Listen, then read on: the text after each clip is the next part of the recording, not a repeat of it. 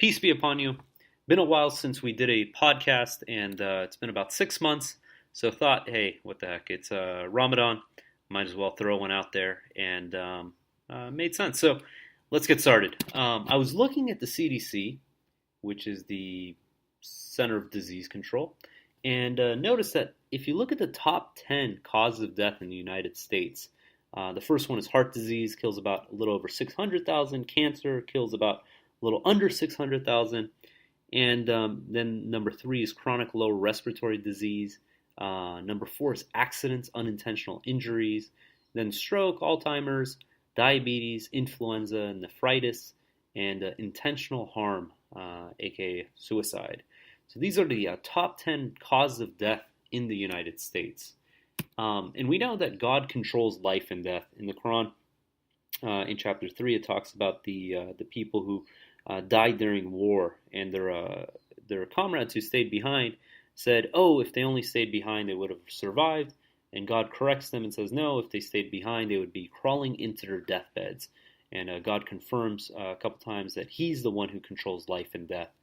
He dictates when people are born and when they're taken out of this world, and that is not up to us. But God has a system, and that system revolves around certain, fundamentals. One being, if a large object falls on our head, it could kill us. And similarly, if we treat our bodies poorly, that can have severe consequences. So what if I told you that there is a remedy out there that 9 out of these 10 ailments can be severely, severely reduced? And it doesn't cost any money. It's free. And no pharmaceutical companies are going to be making any money off this. And it's accessible to every single human being on this planet. People would think I'm crazy, but this is what we're doing right now this month, Ramadan, fasting. So fasting is literally, there's all these new scientific studies coming out, and more each day, showing the health benefits of fasting. And literally 9 out of these 10 ailments can be severely reduced through proper fasting. The only one that it doesn't seem to currently have a solution for is accidental injuries that cause death. So fasting is not going to help you if a rock falls on your head and kills you.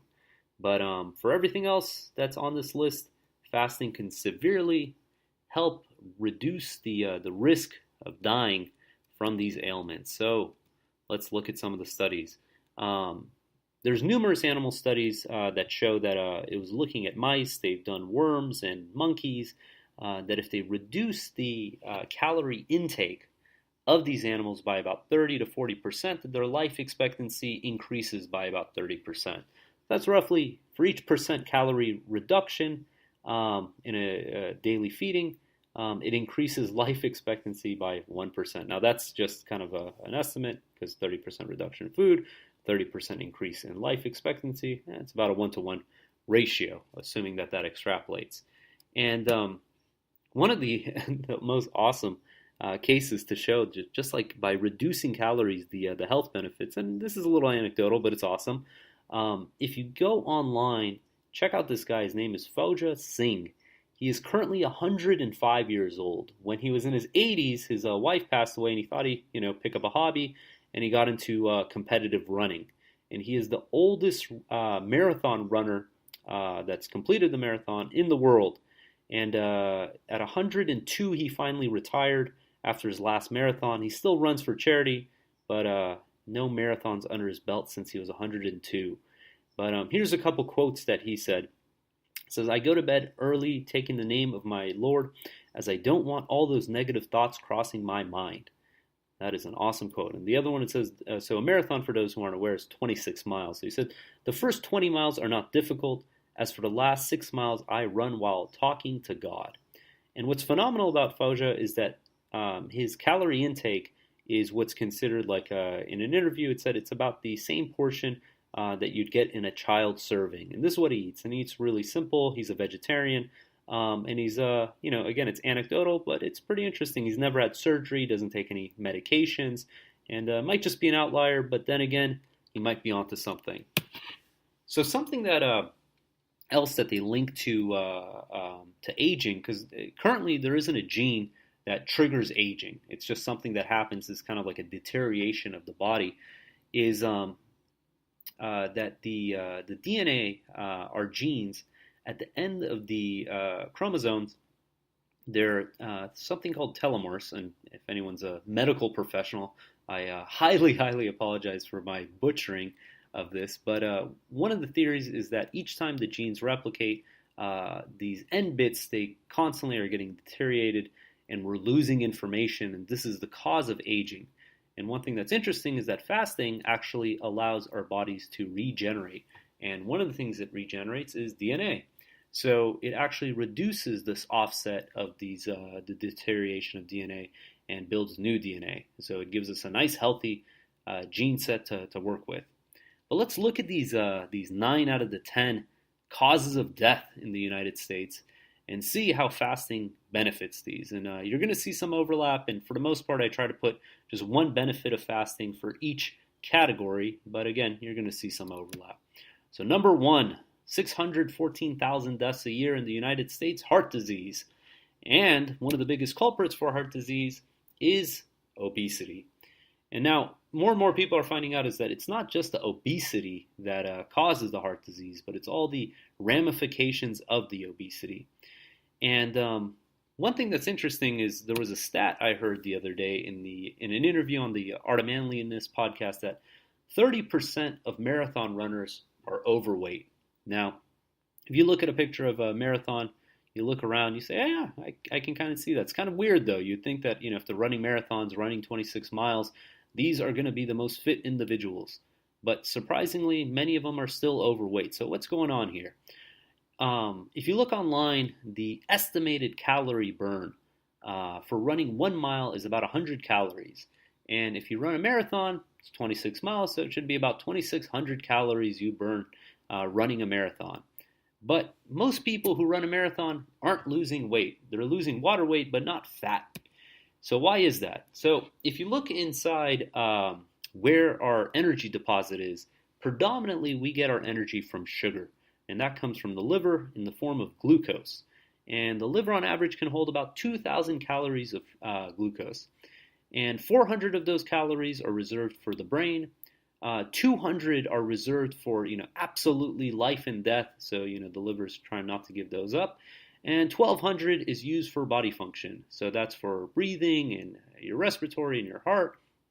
And, the remainder that's kind of like where we have to go through before we'll actually start burning fat. So if you look at it, we have 1,200 calories in our liver that we can use for our day-to-day activities. If you're running 26 miles, so you're burning 2,600 calories, you will have a net calorie loss of 1,300 calories. And if 3,500 calories make 1 pound, that is about a third of a pound that you would be losing, assuming you ate nothing else, you had no other sugar during the run, which is the equivalent of about the size of a banana. Now, what most people do when they run is they're gouging down, Gatorade and eating kind of like sugary snacks. And, all this is just kind of letting them continuously burn sugar as opposed to burning fat. So how do you burn fat? The way you burn fat is that you deplete your sugar resources, and then eventually your body says, okay, I got to start burning some fat. And when it starts burning fat, that's when you actually start losing weight. And it doesn't happen until your sugar deposit's gone. And there's a 8-hour diet, which says that, look, it takes about 16 hours to burn through all that sugar and start burning fat. So if you limit yourself to eating 8 hours a day, you're going to get into the state known as ketosis, where you're going to be burning fat. And fat has a lot more energy than sugar, but it's more difficult to burn. And the way that it's described, if you think about it, is like sugar is like coal and fat is like clean solar panels, clean energy. And that's what we want to burn. But our bodies, they're lazy. They want to burn sugar. And one of the interesting, this is more anecdotal again, is if you look in the past, so human beings, we have the longest capacity to run than any other mammal on this planet. And part of that is the way that we're designed and that, we're not covered in hair, so we dissipate heat very easily. And it's theorized that in the past we used to literally outrun gazelles. And when the gazelles would get tired, we'd go grab a rock and bash it on its head, and then we'd have dinner. But the idea is that, when we're chasing after these animals, we're hungry. And how do we basically run so much? It's probably because we're burning fat because we have no food. So the idea is that in order to get peak efficiency, you want to learn how to burn fat. And the only way that our bodies are going to learn how to burn fat is to deplete it of sugar, which takes us to our next cause of death. Just under 600,000 people died last year of cancer. And from that, one of the biggest culprits to cancer is sugar. So cancer cells, they basically love sugar. They want to grow and grow. They need energy. So they look for sugar. So when we're eating all this sugary food, they're thinking, great, plenty of energy for me to grow. But what happens when you start fasting? So these cancer cells, they say, oh no, there's no sugar. And they start withering away. And in addition, one of the things that we're going to talk to next is cell repair. So respiratory disease, number 3. Respiratory disease is started from basically when the cells in our lungs and lymph nodes and stuff they start deteriorating, and they don't get a chance to rest and be rebuilt. Well, when we fast, what ends up happening is our body looks for the cells and the proteins that are and the genes that are inefficient, and it decides to break those down. So it breaks down all these bad cells, these free radicals, and it takes them apart. And that includes the cancer. And once that's done and we get food back into our system, it rebuilds them back up. And this process allows us to basically, and it's funny, they used to think that, stem cell production reduces, and they actually found that, hey, when we fast, stem cells are built, and stem cells make all our other cells. They make heart cells and skin cells and lung cells and all these other fancy cells that we got. I think we got about 200 cell types in our body. So let's keep going. Stroke. All right, so I said there's going to be some crossover. So according to the CDC, how to reduce risk of stroke. 1, keep your blood pressure in normal range. So how do you do that? Well, actually, by not being obese and losing weight, you keep your blood pressure down. If you smoke, quit. Fasting doesn't really do much there, but again, you're technically not smoking when you fast, so I guess that's good. And it says keep your blood sugar, glucose in a normal range. Again, when we're not eating, we're not getting glucose, so we're going to get better sensitivity to glucose when we do eat it. It says if you have heart disease, treat it, and we just talked about that. So in regards to fasting and the benefits towards heart disease, it's great. And it says keep your cholesterol levels in normal range. Again, there's some debate about this, but you have LDL and HDL. They say HDL is good cholesterol and LDL is bad cholesterol, but realistically, it seems like unless you're already at that state, it's a byproduct. It's not the LDL or the HDL that's bad. It's the causes of obesity and inflammation that are actually the root cause. So again, by fasting, we keep these in check. And it says stay active and maintain a healthy weight.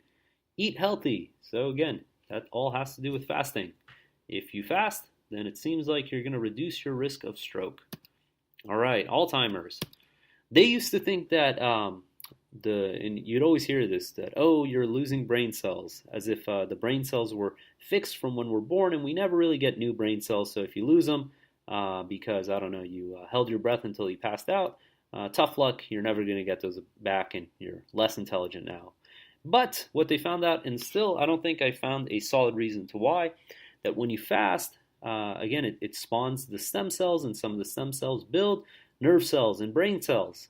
And it actually makes us more sharp, which is interesting because, that's interesting. Yeah, so there's a theory that it says, okay, in the past, evolutionary, when we didn't have food, our brain had to be more sharp, more crisp, better sense of smell and vision and this and that, because we needed to find food, otherwise we would die.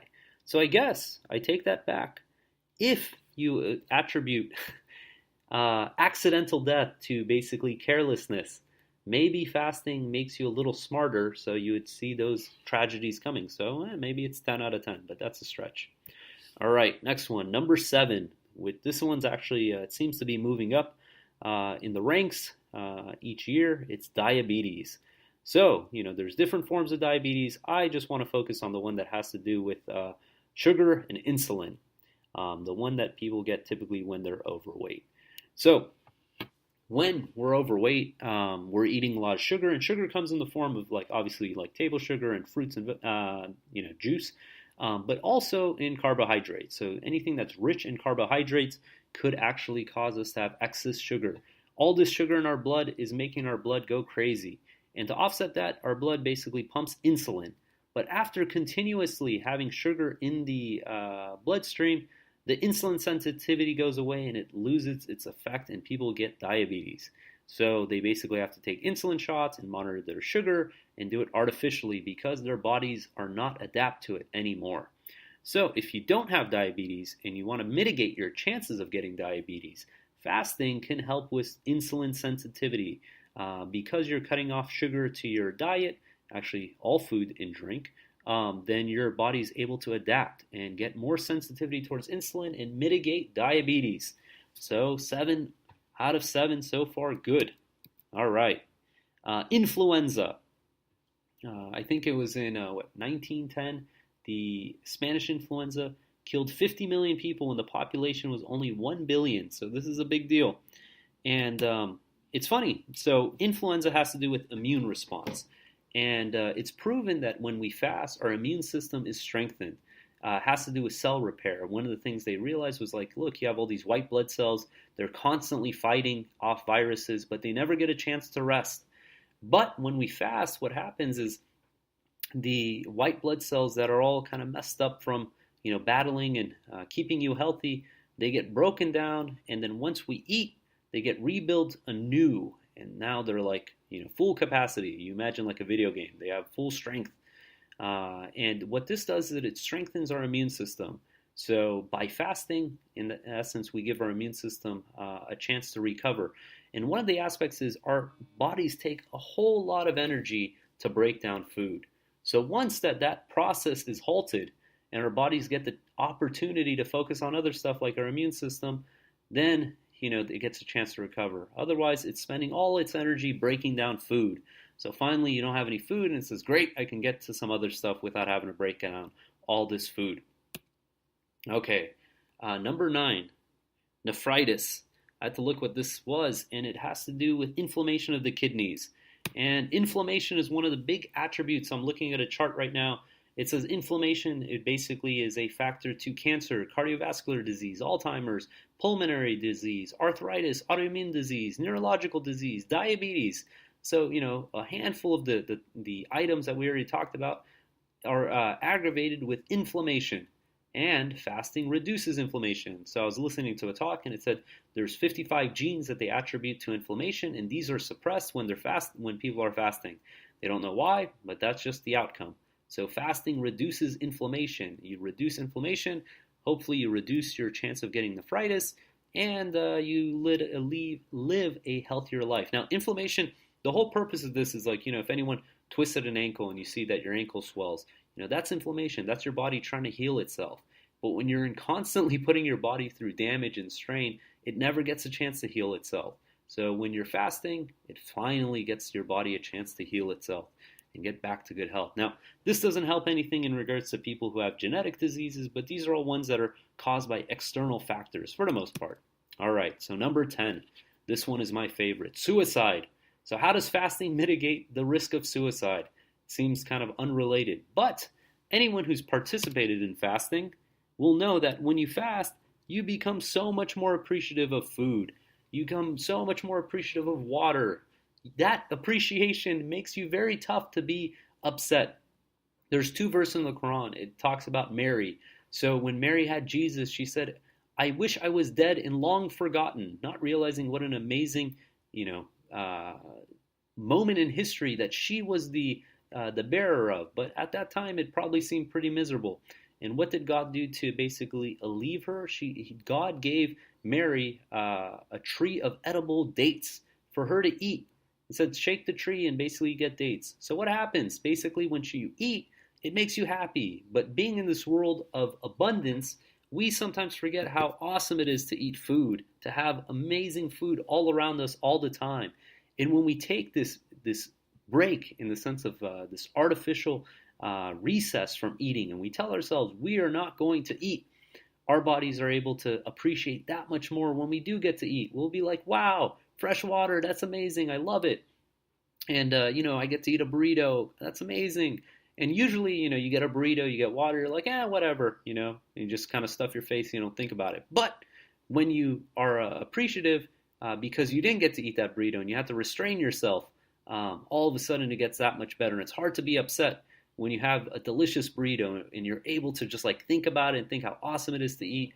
And when you're happy, right, you're appreciative, the likeliness that you're going to want to commit suicide diminishes. And it's one of these things that there's, when we're back to our basic necessities, we become a lot more appreciative. It's when we have too much and we have too let's put it this way, too much free time on our hands almost, that depression kicks in and we get apathetic and we get despondent. And God says, feed the despondent and the poor. So who are the despondent? Those who are just kind of like down on life and they need some food to make them happy. But in order for that to work, they have to be appreciative.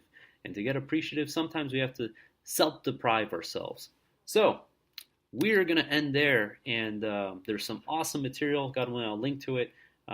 Showing kind of like other benefits of fasting. Needless to say, this is a very elementary kind of like synopsis, but when I was coming up with this, it made me that much more thrilled to start this month of Ramadan, because not only do we get to make our physical bodies healthy, we get to make our spiritual souls healthy, and that's the best of it all. So until next time, peace and God bless.